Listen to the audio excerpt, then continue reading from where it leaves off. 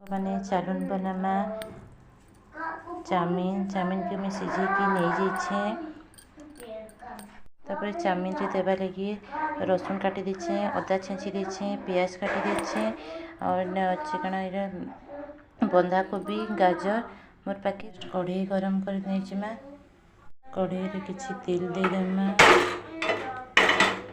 गला परे काटी के रखिथिबा हमर रसुन दे देमा। तापर दे देमा अदा छेचा टिके भलसे भाजी देमा। प्याज दे देमा, कोबी के दे देमा, नून टिके दे देमा और ताकि भाजी एबार तक छाड़ी देमा। पूरा नहीं भाजू, हल्का टिके भाजमा। अंडाटा फटेकी दे देमा।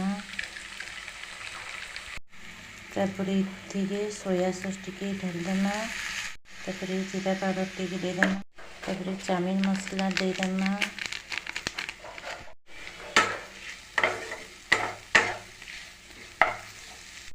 पास्ता मसला टिके दे देमा।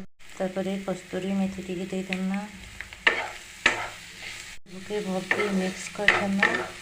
तापर इति ऐड करना हमर सिझी के रखिथिबा चाउमीन तापर भाजी देमा।